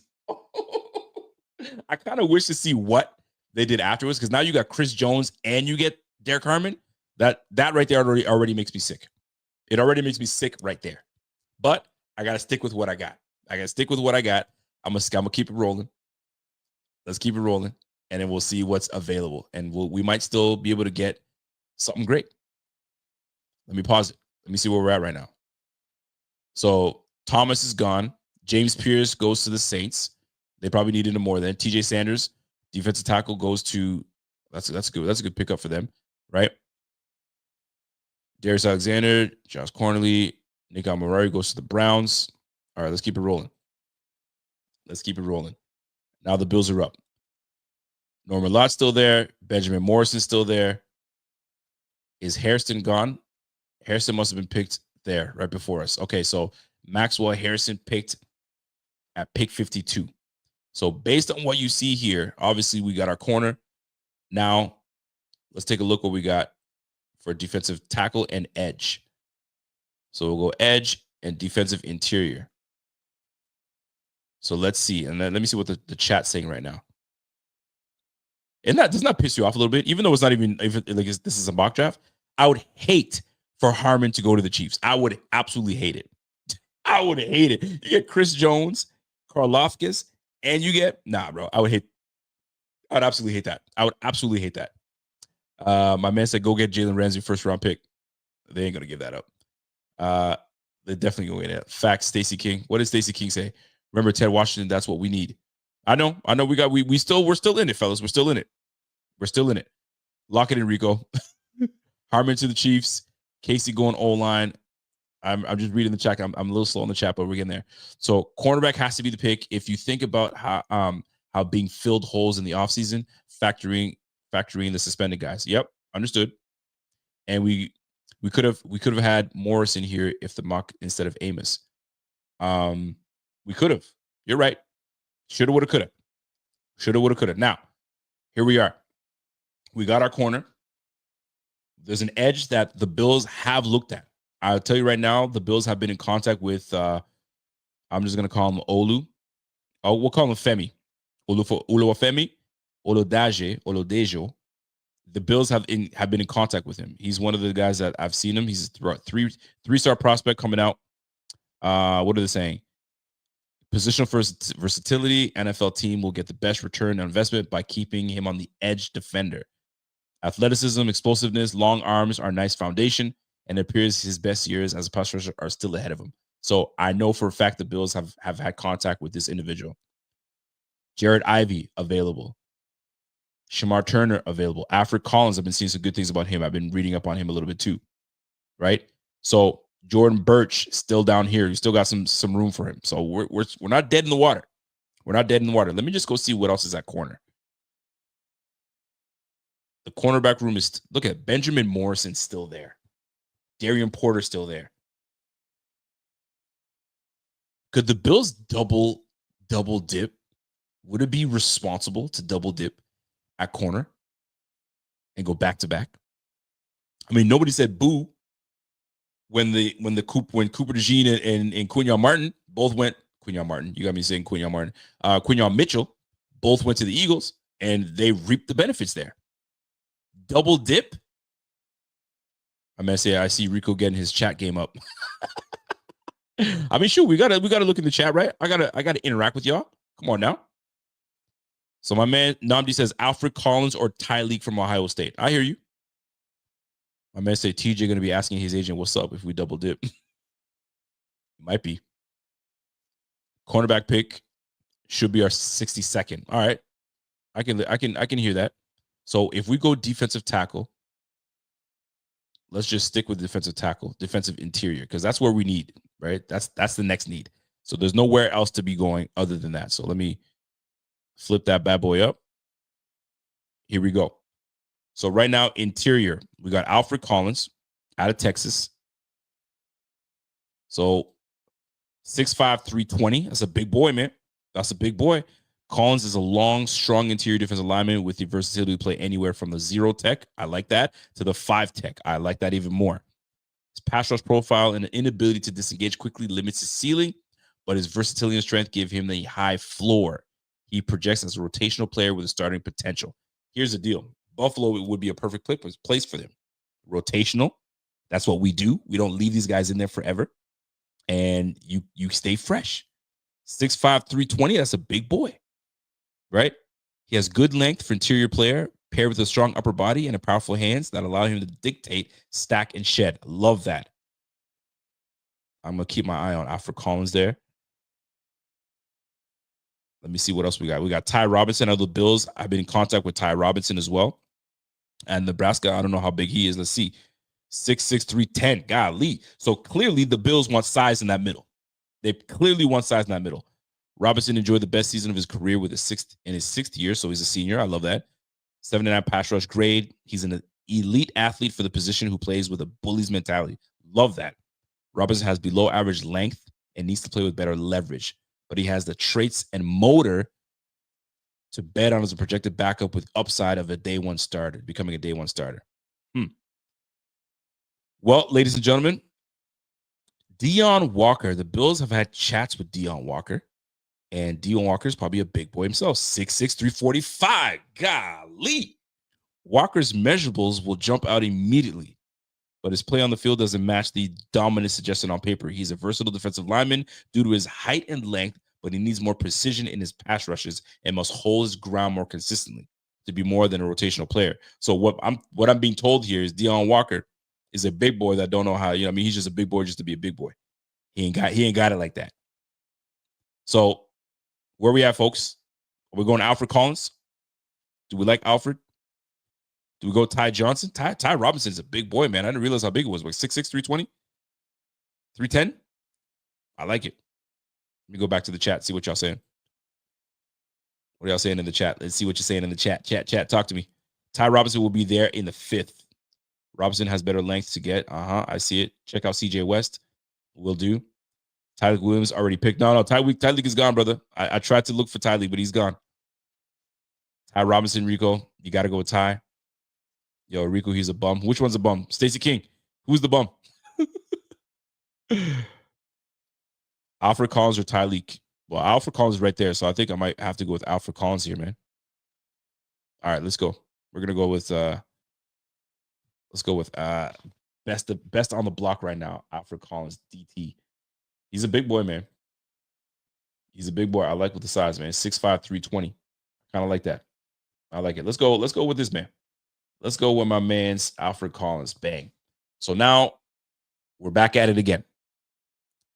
So now we can pick up Benjamin Morris right here and call it a day. Now, I also do want to look somewhere else at the receiver position.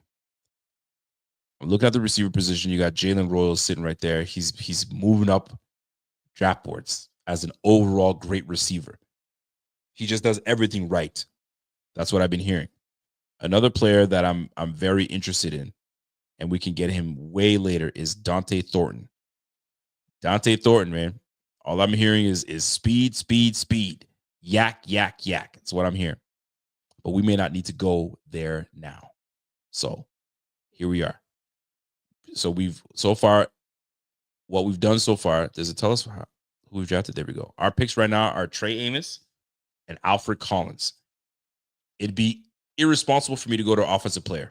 So I'm going to double up at the corner position and grab Morrison. Morrison will be available, man-to-man guy. Love to see it. Not the best tackler, but I'll tell you this, Trey Amos missed more tackles than Benjamin Morrison did. And Benjamin Morrison is a sticky man-to-man guy. And Lord knows that's what we need. And he's got good size. 6 feet, $190, $195. Kind of like it. Big 9, yeah, 6 feet, $190, man. Smooth, smart, great coverage, man-to-man guy, instincts on plays, getting back to form from hip surgery. I know he's coming off an injury, so that's why he's probably dropping. This might be the pick.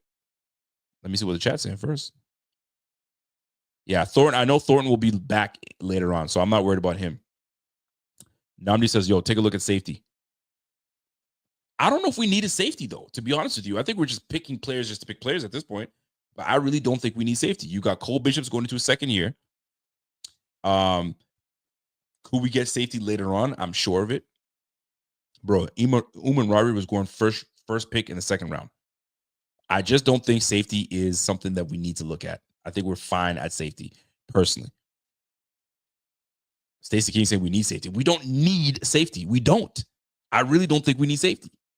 I don't think we need safety. I think we're fine at safety. And we picked up Derek Forrest as well. Bro, we can get safety later on. Safety dip in the 5th round. Let's look at the edge. I mean, listen, this is a 3-round mock, folks. So let's go to the edge here. We're gonna go cornerback. We'll go edge, and we'll at this point, maybe we go with best player available at this point, BPA. Let's go defensive interior. So Omar Norman Lott, the Bills have definitely met with him. Benjamin Morris is still there. Brady Swinson. We got to Oladejo, which is still there. Edge. CJ West, interior. How big is CJ West? I bet you he's a big boy. No, he's not. 6'2", 317. He's stout, though. Smaller and stout, but the Bills, they know what they want. They're trying to get size. Kyle Kennard, Vernie Broughton, Jack Sawyer, and this is where we can get these guys later on. So we don't necessarily need to be looking at these guys now. Ashton Gallot, how big is he? 6'3", 275. You lightweight, kid. No dice. You're lightweight. I mean, on the edge, that's not bad. He is small for just over 6'2", but he is strong as an ox. I don't care about that. I need you to get over. I need you to get on the edge. We already have that. We got Jordan Birch. We could get him later on. 6'6", 295 off the edge, and he could be a problem. Great athlete. So right now, best available, if you're looking at it in terms of ADP, it's Morrison, Oladejo.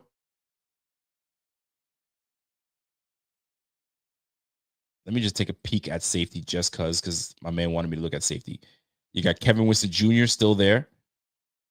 He's a big safety. I want to see what his size looks like. 6'2", 208. I like a big safety. I'm a fan. I don't know why it is, but I'm a fan. Tape athleticism that he showed off at 2023 made him a prospect worthy of going in the first round. While his recent injuries muddies his projection, he's still one of the top safeties available if he can fully recover. I mean, I'm not sure if I want to do that. Safety is something that I just don't think we need in the first 3 picks. So if I'm going to go best player available, BPA, we got ourselves cornerback. We got ourselves a defensive end, defensive tackle. So shoot. And we got Andrew Makuba. So I'm a big fan of big safeties. 6 feet, 190. All right. All right, here we go. If I'm making a executive decision on what we do and picking on the 3rd, I'm sticking to defense, and I'm probably gonna end up going with BP at this point because I know the Bills have met with him. 6'3", 250, great size, senior player, positional versatility. You know that's what McDermott likes, and the boy can move around, man. After 2 seasons with the Golden Bears, Oladejo transferred to UCLA, and it wasn't until 2 games into the senior season with the Bruins that he played the majority of the snaps. Impressed at the Senior Bowl, per practice winning the majority of his pushes one-on-one. He's inexperienced pass rusher. Come on, man. I don't want no inexperienced. I want a guy that can get after it. So, I mean, Jordan Birch is right there.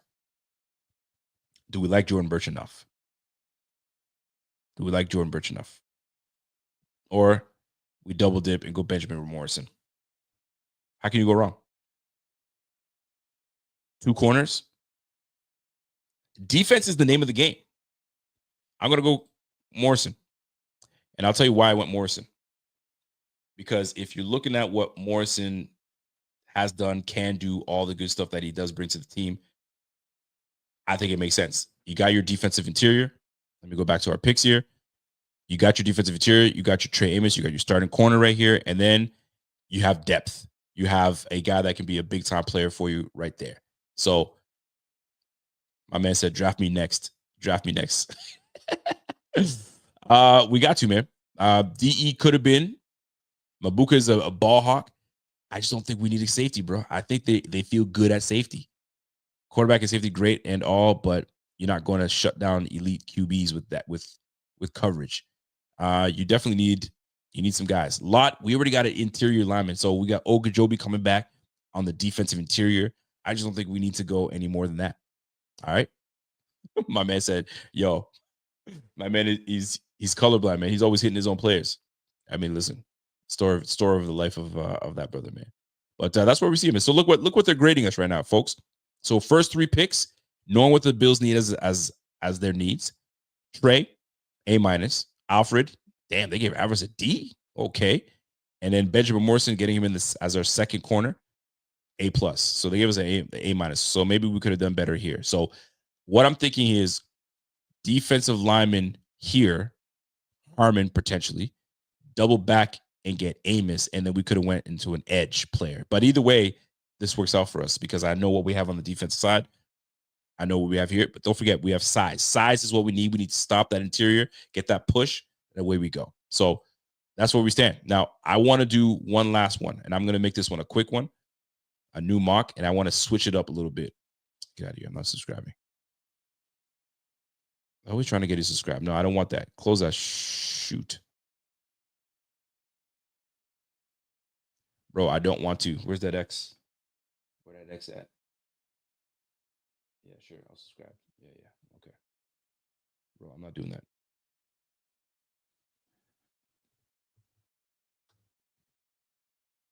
Yo, get out of here, man.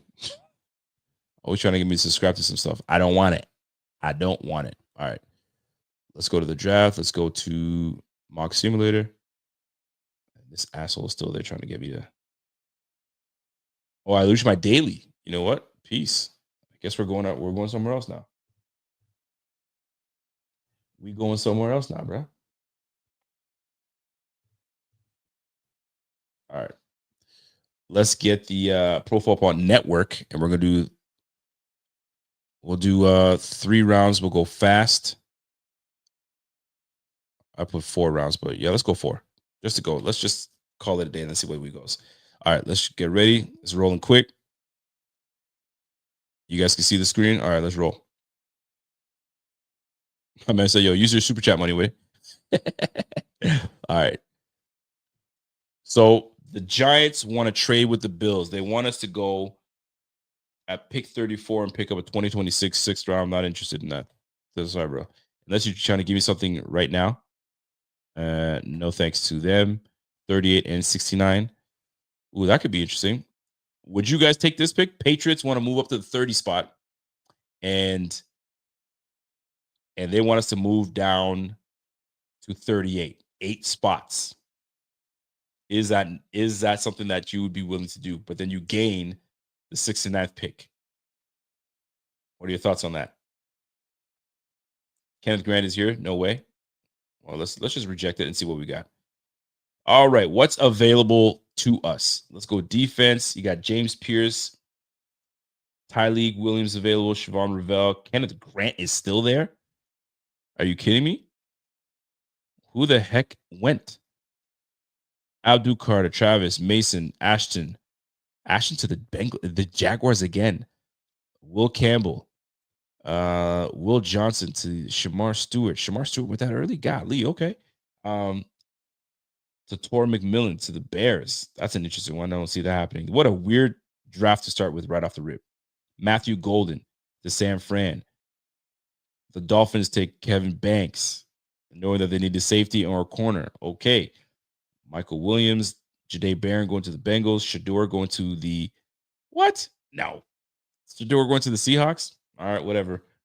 Jalen Walker, Tyler Brooks. Okay. Imanori goes to the Derek Harmon to the okay. What? Derek Harmon went before Grant. Could Grant be the one? I'm just gonna take it because we need it. I mean, I'm not messing around. All right, 56 to 103. Hell no, too far. All right, Bills are up. So Amos gone right before we went. And Siobhan Ravel is gone. So right now, we're picking. You got Maxwell Harrison staring right at us in the face. Let me see what else is available. Darian Porter, Strong. I mean, shoot.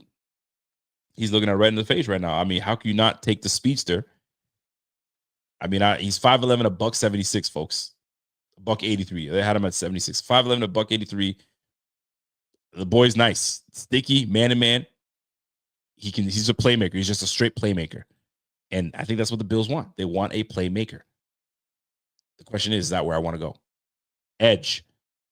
I got Princely is there out of Ole Miss. What are they saying about Princely? Speaks to itself, but it's really his physical attributes. What is he? 6'4", 244. It's a good size. Explosive off the snap. Speed to give opposing defensive tackles. Fits off the edge. His combination of speed and length give him significant physical upside. I mean, I can't see Princely being available right now. There's no way Princely is going to be available at this point. Like it doesn't make any sense for him to be there. So right now, Harrison is the pick right now. There's no question about it. So 62, they want me to drop to 70. No bite, no dice. Let's see what we got left. So Edge, Princely still there? Come on, really? Now, let me see who's there. TJ Sanders still there. Darius Alexander, Alfred Collins still there. Omar Lott still there. Cornerback, Porter still. Let me go to safety just to make sure. Winston. Bro, really? It can't be. It can't be. Bro, it just makes sense. If Princely's still there, why would I not take Princely? That'd be negligent on my end. How do you not? Am I tripping? Let me see what the chat is saying right now, because if I'm tripping, you guys let me know. You want to take Deion Walkley? I mean, you got to take Princely right there. Edge player. How do you let that just slide? You can't. You got to jump all over that. Look at that. 6'4", 244. I mean, shoot.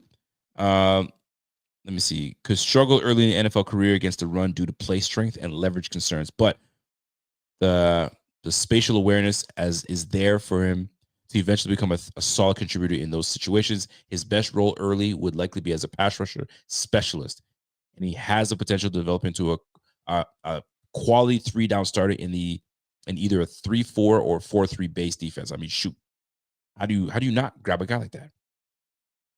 Listen, I'm grabbing Princely, bro. He's right there. That at that point becomes BPA. All right, pick 109. So at pick 109, let me see what's available. Let's go to all. Cameron Williams, Giddens, Demaris Knight. We do not need linebacker. I know that my man the other day, Bot was gung ho about getting himself a linebacker. I just don't feel necessary. So Dante Thornton is down here. Here's the deal. I only wanted to make this a 4-round and see what we can get. Offensively, we don't need linemen. We don't need running back. Receivers, the next pick. Savion Williams available. 6'3", 222. Great size out of TCU. I'm turned off by TCU receivers based on that bum that's in for the Chargers. I'm not a fan of that dude. Savion Williams didn't have the ideal opportunity to showcase his full potential. See, I'm already turned off, right? But his rare blend of size, 6'5", 225, and athleticism makes him one of the most intriguing prospects in the class. With the right system, his natural ability to make plays, good standard playmaker at the next level. I don't know, man. His school turns me off. I know there's some people that like, yo, what school did he go to? Man, he went to Ohio State. Forget about it. Or he went to Florida State. I mean, I ain't bugging with that. Like, there's some players. Like you want a running back, you go to Penn State. Penn State breeds running backs and they breed defensive linemen. I mean, that's what stands out to me. But receiver, Savion, Ty Felton, Dante Thornton. Dante is the one that I've been seeing a lot of, right? Explosive playmaker. He led the FBS with 25.5 yards per reception, 6 touchdowns. He just has lack of play. He hasn't played enough. So he's raw. Bro, somebody said, are there any tight ends? Papa Bill, what are you trying to do with a tight end, bro? We good at tight end, man. We good at tight end, bro. You don't want to be looking there. Channing says, yo, go to Ty Felton. We need a second cornerback. I think we already got a set. Did we get a second cornerback? I think we did. Or maybe I can go back to it. Jalen Royal. Let me see if what cornerback is looking like right now. If we went to a second quarterback, you got Kobe Bryant. Parents, you need to stop doing that, miss. Calling these guys. Tommy Hill is very intriguing to me. Noel Williams, also very intriguing to me. These two guys, very intriguing. I've seen some good things with Tommy Hill. 6 feet, 213, good size, 3-year starter, like it. And he's primarily outside corner. I kind of like that he's an outside corner, not because we have the inside corners, man. Cam Lewis can play inside. Teron Johnson, inside. Right? So this could be a pick. Edge, you got Tyler Barron still there. Jack Sawyer is still there. Quite interesting. I'm a fan of Jack Sawyer. 6'4", 260. More productive edge defenders in college football. Rack career had 9 sacks in national championship. All right, run. That production at the center of his evaluation, but his overall projection is more complicated. 6'4", 260. Sawyer has good size and a red-hot motor, but his short arms combined with his lack of high-end burst, and so he's not that great an athlete, I suppose. Could limit his ultimate ceiling. Having said that, a sturdily built rotational edge with solid two-phase and utility. Sawyer should have a long future. Jack Sawyer. Y'all like Jack Sawyer like that? I don't know. I don't know his film like that. So if you feel he'd be a good pick, y'all let me know. Defensive tackle, CJ West is still there. Jordan Phillips. Elijah Roberts, Simeon Burrow. So these guys, Peebles is there. Ty Robinson from Nebraska's there. That'll be a late pick for the Bills. I think the Bills could look at him again. And then I go back to the offensive side. I'm looking at receiver, bro. With a 4th round pick receiver, Isaiah Bond is still there. Oof. Isaiah Bond still being there? What? How y'all feel about Isaiah Bond in this 4th rounder? Jalen Rose is gone, by the way, bro. Jack Sawyer, Ty Felton, Thornton. Jack Sawyer giving the TJ Watt vibes. Okay. I hear you, Big Papa. I hear you, Ty Felton, receiver. Rico, click the Bills emblem to see what the current pick is. All right, give me a second here. Isaiah Bond might be in jail. I know. We got to chill on that. My man said click the Bills emblem. Oh, this year? Okay, I got you. So we got Kenneth, Maxwell Harrison, and we got Princeton. We got an edge player. So we went straight defense. DT, cornerback, starting cornerback, and we got an edge player that can rotate. So offense seems to be the pick here. So the real question is which receiver, because I'm looking at receiver at this point. But if we can probably get another receiver too. So like we're picking 60, we pick 109, and I think we pick at 136.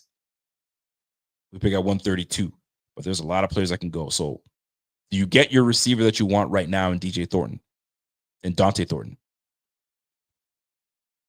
It's a little early, but you get the guy you want. The Bills have been in contact with Jalen Lane, but I don't like his size, man. 5'9" or $190. I'm good on that. I got Curtis Samuel already. I got Khalil Shakir. I don't need all that again. I'm sorry. But what they are saying about Jalen Lane, what they say, I saw 16.7. He had contested catch rates of 20% and 16.7 in his 2 seasons at Virginia. He has been a reliable target with a career drop rate of under 6% and is a dangerous after the catch threat who can make defenders miss. But we have that in Khalil. I ain't trying to double back on that. I need size. I need speed. And Dante Thornton gives me that. I'm grabbing him. All right. Next pick. They want to go down 149. Nah, I'm not interested. Get out of here with that. All right. So right now we got our receiver. So this is where depth becomes a priority. So here's where I'm looking at safety. Mickens from Clemson is there. We could have him and bring him in as great depth. Cornerback, we got Tommy Hill. That would be a nice pickup right here. Look at the size of Tommy Hill. 6 feet, 213. You love to see it. You love to see it, man. A lot of ball to be caught on him nearly 75% of the weight. 75% of the time when he was targeted and gave up 3 touchdowns in coverage this season. Struggled to make plays around the ball this season. with just one pass break. I'm good on that. We ain't need that, bruh. I know you're a depth player, but I'm not interested in having you struggle like that. RJ Mickens might be a great pick. I kind of like that one right here. Edge, we already got an edge. We go back to the interior line at Ty Robinson. That could be one, but we could always get Ty Robinson later. Offensively, let's go to the running back room. Dylan Sampson, Devin Neal. Devin Neal intrigues me, but I don't think we need anything else. We could double back and get depth at receiver, but I don't think that's necessary either. Tight end, I really don't think we need anything at tight end. And lineman, I have not looked at anything in terms of lineman. So we can double up at corner, but I'm not going as Noel Williams. Let me see what the chat's saying right now. Let me see what y'all like Thornton. I already grabbed Thornton, man. Thornton's on the squad. Grabbed him a long time ago. My man said, we've tried Isaiah McKenzie. No more 5'10 receivers, 6 feet and up. I see you, bro. All the Bills need is a receiver at speedster. I got him. Thornton. Ty Felton. I got Thornton, man. Thornton is already on the squad, man. So right now, at this point, I'm looking best player available. And right now, I mean, what's Mickens saying? Mickens 6 feet, 200 pounds. I like it. 5th-year senior. You know that. Listen, McDermott's going to be all over that. All over that. It's going to be. So 75. So my man Clemson played at Clemson, along with putting up 75 tackles, 6 tackles for loss, 2 interceptions, and 7 PBUs. He's also produced some of the best 2025 NFL draft film. Earmarked by impressive versatility at 6 foot, 200 pounds with over 32-inch arms. Okay. A phenomenal linear athlete with 4.49 40, 41-inch vertical. He's explosive. He's more proficient on the linear plane than lateral. All right. But he's fluid enough to manage space and fulfill different roles. Mickens plays anywhere from single high and 2 high box. Ooh, I like that. Yo, give me Mickens right here. Depth safety.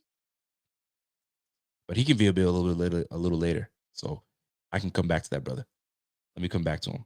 So we got 130. Oh, this is it. I'm taking him right now. Where's Mickens?